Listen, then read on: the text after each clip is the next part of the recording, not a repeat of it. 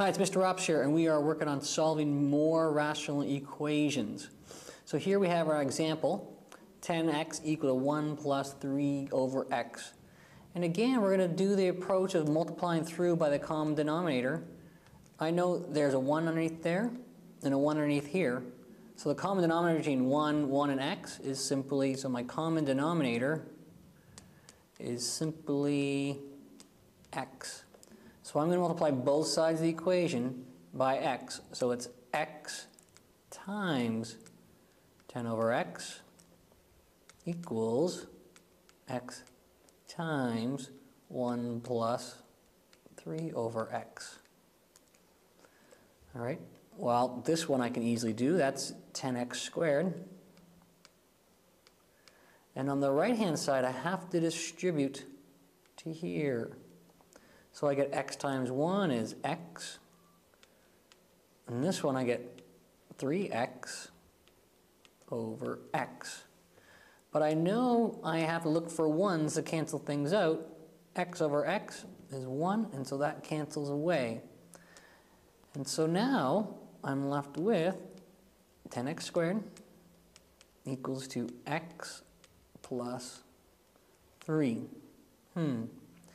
So in order to do this, I'm going to bring everything to one side of the equation like always, set the right-hand side equal to 0. So I get 10x squared minus x minus 3 equals 0.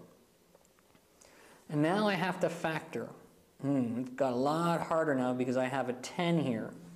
And so when I have a scenario like this, I will look at the factors of 10, look at the factors of 3.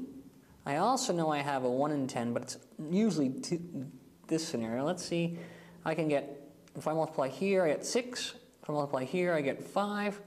And I want to get a negative 1. So I want this multiplication to be negative 6. This multiplication to be positive 5. So when I factor, I get the 2x. And that has to be multiplied. The 2x is multiplied by the 3. And the 5x is multiplied by the 1. I know I need negative 6. That makes this negative, and this one has to be positive. Equals 0 still. And now I can say that 2x plus 1 equals 0, or 5x minus 3 is 0. Subtract the 1, divide by 2, and I end up with x being negative a half. On this side, I add the 3, divide by 5, and I get x is 3/5. Check my denominator. That's x can't be 0.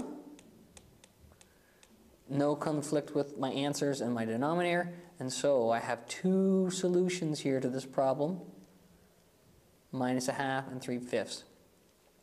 Let's try one more. If I have this scenario, I have to think about my common denominator. Common denominator. Well, that's going to be a little bit messier. That one's going to be x minus 1 times x plus 1. Well, and under the 4 is a 1, so that's 1. So I have to multiply everything by my common denominator. So I multiply my first term, x plus 1 times 3 over x minus 1.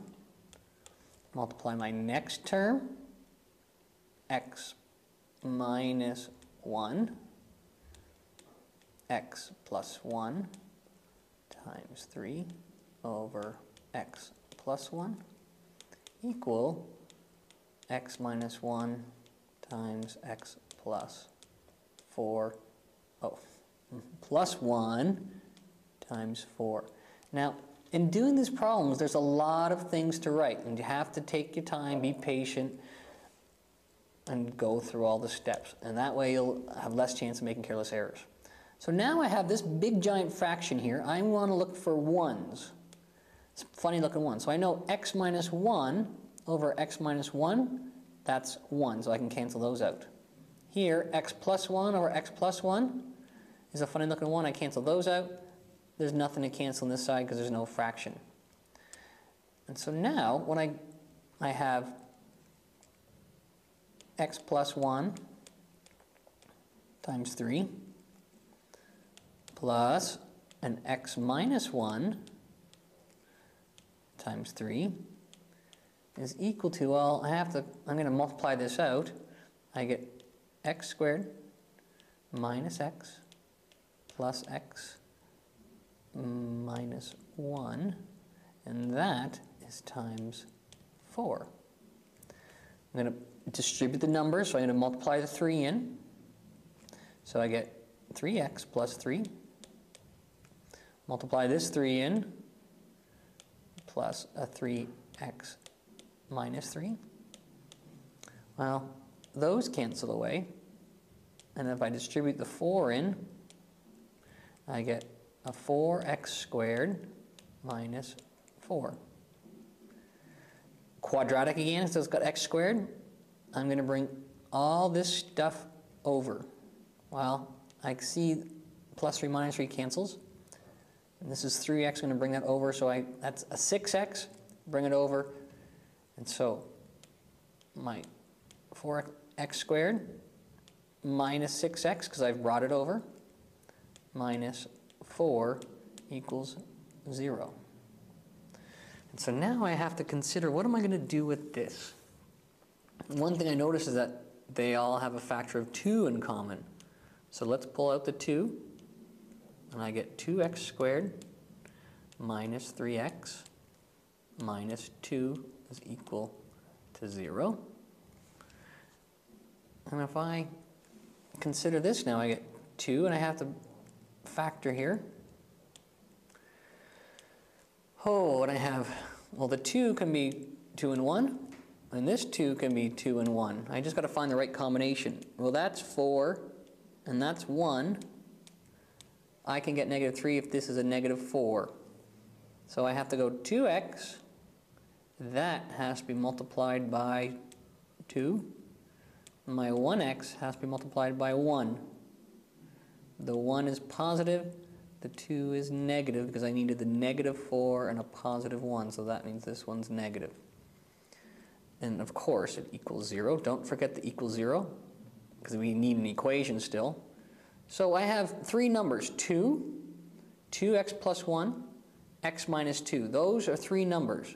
One of those 3 numbers has to be 0. Well, it can't be 2. It might be 2x plus 1 equal to 0, or x minus 2 equals 0. I solve the equations individually. 2x equals negative 1, divide by 2, and I get negative 1 half.